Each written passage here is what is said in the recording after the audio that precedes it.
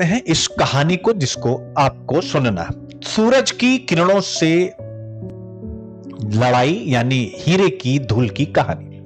बहुत समय पहले पृथ्वी नाम का एक खूबसूरत ग्रह था जहां जंगल, नदियां और पहाड़ मिलकर एक सुंदर संसार बनाते थे। लेकिन धीरे धीरे मनुष्यों की गतिविधियों ने इस धरती पर एक संकट खड़ा कर दिया। ग्लोबल वार्मिंग नाम की एक समस्या ने पृथ्वी को जकड़ लिया। ये सब आप सबको पता है। बर्फ पिघल रही थी, नंबर 1। समुद्र का स्तर बढ़ रहा था, नंबर 2। और मौसम की स्थिति अनिश्चित हो रही थी, नंबर 3। यानी ग्लोबल वार्मिंग के इंपैक्ट। दुनिया भर के वैज्ञानिक इस समस्या का हल ढूंढने में जुट गए थे, लेकिन प्रयासों के बावजूद तापमान को नियंत्रित करना मुश्किल हो रहा था। फिर एक दिन एक वैज्ञानिक समूह को एक अद्भुत विचार आया। आवश्यकता आविष्कार की जननी। उन्होंने सोचा, क्यों ना हम सूरज की किरणों को अंतरिक्ष में वापस भेज दें ताकि वे पृथ्वी को गर्म ना कर सके, जिसे भू इंजीनियरिंग कहा जाता है। इसे यानी ये जो सूर्य की रोशनी को वापस भेजने की प्रक्रिया, इससे वो वैज्ञानिक सोलर रेडिएशन मैनेजमेंट SRM कहते थे, यानी सौर विकिरण को मैनेज कर लेना, सौर विकिरण का प्रबंधन कहते थे। लेकिन सवाल यह था कि ये कैसे किया जाए।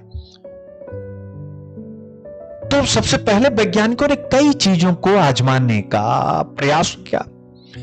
Sulphur number 1, number 2 calcium, number 3 sodium chloride यानी नमक जैसी सामग्रियों का सुझाव दिया गया।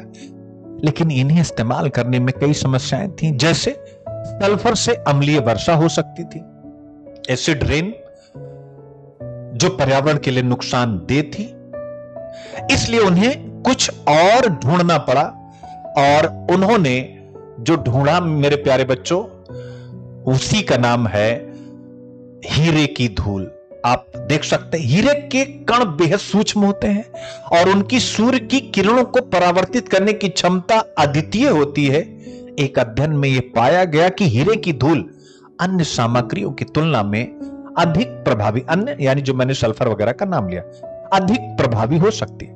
वैज्ञानिकों ने कल्पना की, क्या कल्पना की कि यदि हर साल पृथ्वी के वायुमंडल में 50 लाख टन हीरे की धूल को छिड़क दिया जाए तो यह सूरज की किरणों को परावर्तित कर सकता और पृथ्वी के तापमान को 1.6 डिग्री सेल्सियस तक कम कर सकता। ग्लोबल वार्मिंग की समस्या का निदान।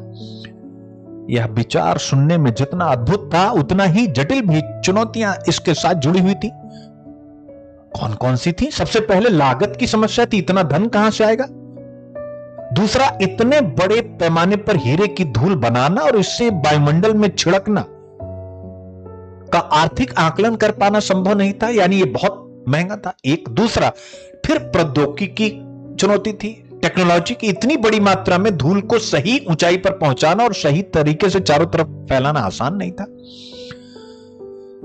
तो ये केवल लागत और तकनीक ही नहीं, कुछ अन्य चुनौतियां भी थी। पर्यावरणीय और नैतिक प्रभाव भी गंभीर थे। वैज्ञानिक सोचने लगे अगर सूर्य की रोशनी को मैनेज कर दिया गया, प्रबंधित कर दिया गया जियो इंजीनियरिंग के द्वारा, तो यह मौसम जो आज का सामान्य मौसम है, बारिश और खेती पर क्या असर डालेगा। क्या यह कुछ जगहों पर अधिक नुकसान पहुंचा सकता है और कुछ जगहों को लाभ पहुंचा सकता है। इसके अलावा जैव विविधता और पारिस्थितिकी तंत्र पर भी इसका असर हो सकता था। आप देख सकते हैं। इस बीच कुछ वैज्ञानिक कार्बन कैप्चर और स्टोरेज यानी CCS पर भी काम कर रहे थे, जिससे वायुमंडल से CO2 को हटाया जा सके। लेकिन ये तरीके भी इतने बड़े पैमाने पर काम नहीं कर रहे थे जितना उम्मीद थी।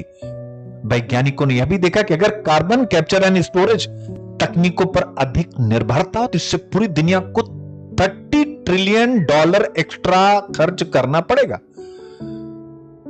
आप देख सकते हैं। आखिरकार वैज्ञानिकों ने यह निष्कर्ष निकाला कि हीरे की धूल और अन्य सौर विकिरण प्रबंधन तकनीकों के जरिए अस्थायी समाधान तो मिल सकता है, लेकिन यह कोई परमानेंट सॉल्यूशन नहीं है। ऐसे में पृथ्वी को बचाने के लिए हमें उत्सर्जन को कम करने पर ध्यान देना होगा और अक्षय ऊर्जा स्रोतों को अपनाना होगा। पृथ्वी को, अब यह निबंध की लाइन भी हो सकती है, लिख लीजिएगा मॉडल से, पृथ्वी को बचाने का असली उपाय है प्रकृति के साथ संतुलन बनाना, ना कि उससे और ज्यादा छिड़ना। क्या है? प्रकृति के साथ संतुलन बनाना, ना